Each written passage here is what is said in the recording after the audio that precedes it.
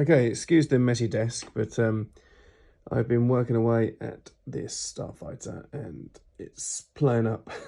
The yellow has gone oversprayed.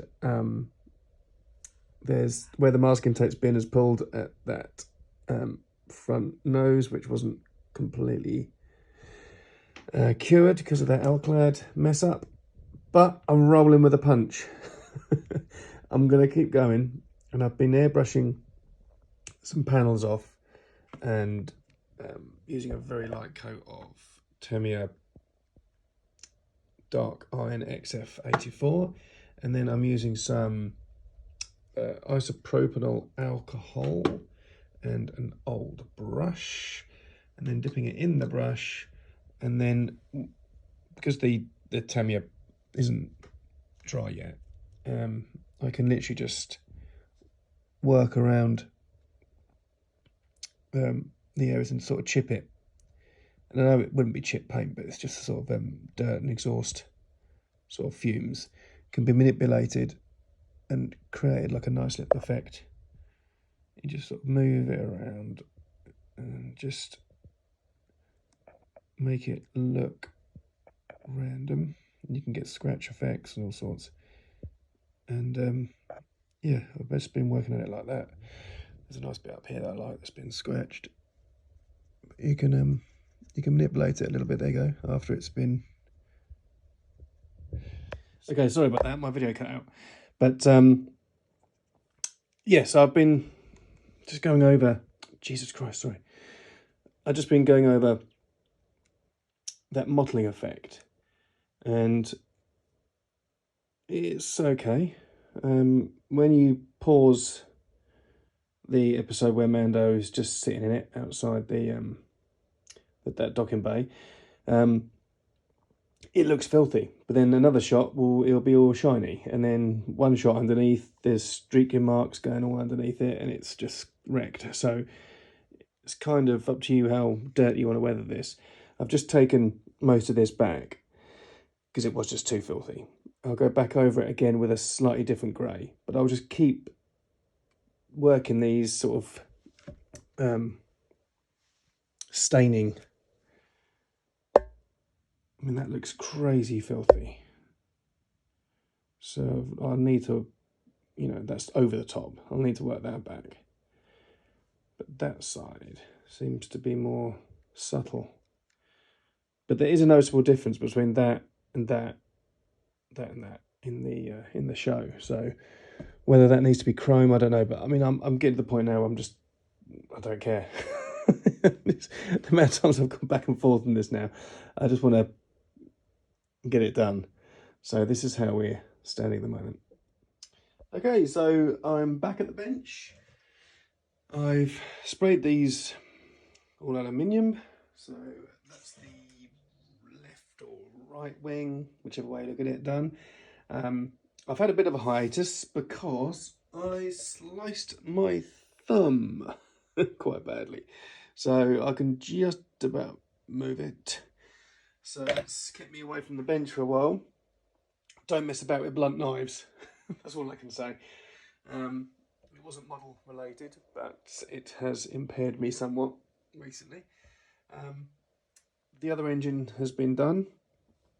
That orange around there is just Tamiya Clear Red. It looks a bit sloppy now, but I need to do some weathering and stuff. Let's get that together so you can kind of get an idea how that looks. And yeah, that slots in there. That goes in like that. And then I've darkened that up. And it goes up on the end. Whee! But anyway, that's it. I'll do a better close up once I get it sorted. Okay, so here's some of the detail parts that will basically just be lost because you won't see any of this really. But I thought I'd give it a muck up with traditional scale model sort of washes with some oil paint. This looks all glossy and harsh at the moment because the oils haven't cured, but that'll dull down once it's dry. So that'll slide into that piece. There we go. So as I say, hardly any of that can actually be seen. Just enough to have it register when it's put into position. So yeah, that's that little bit, and then the end bit on. The end bit will go on rather, and not that bit even. Sorry about this. So that will go like that. It's tricky to get all this lined up. That'll go on like that. That's like that pretty much. And then that will go on the end. So yeah, that's how that's kind of looking at the moment. Okay, so I'll go ahead and glue all that together now. So we've got an engine to put on the side. Okay, so I've just done the rear engine with Tamiya clear reds, oranges and blue. And then I've gone over it with a mist of like a dark grey and taken that back with a cotton bud and with the isopropyl alcohol, and that's given that quite a nice sort of effect. Still got some fluff on it from the cotton bud, so be careful of that. Once that's really cured, I'll just brush that off with my finger. That'll be all right. So yeah, that and that have had the similar sort of treatment to give that sort of heat burn effect. Yeah, so we're making progress. Okay, so we've got the engine together, and I've given it some airbrush work inside the around here and stuff. And now I'm going to use my little trick with the isopropanol alcohol and a fine brush and just dip it in, take the most of the weight off a bit of towel, kitchen paper, and then we just, so you can see this, just work that off. And you can just create sort of subtle chipping sort of dirt marks. And just take that off and just go around and just keep repeating that method. Here we go. I'll try this bit here. Look.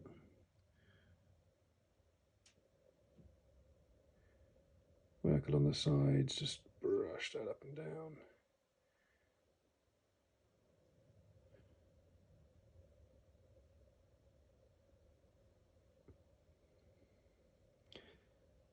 Make a sort of scratching movement.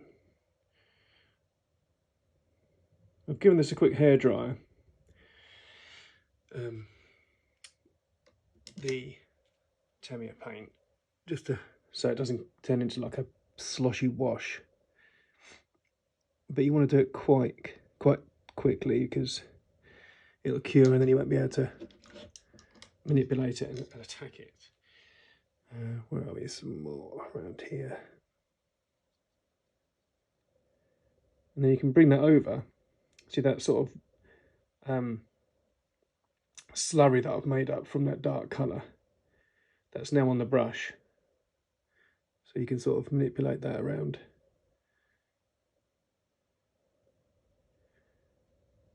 Make little dots and stuff, and then, you know, just play with it. Have fun. And then you can have your cotton bud. Before I spill all that thinner on the floor.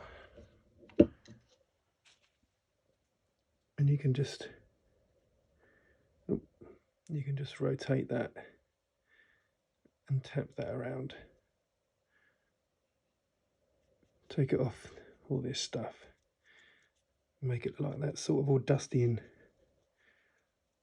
sooty carbon scoring build up.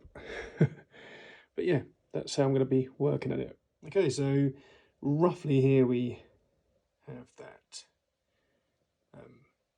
right hand engine. It's a bit slapdash and a bit rough, but it's alright. So I've just dry fitted it on. It's a bit wobbly and loose, but this is how it's looking.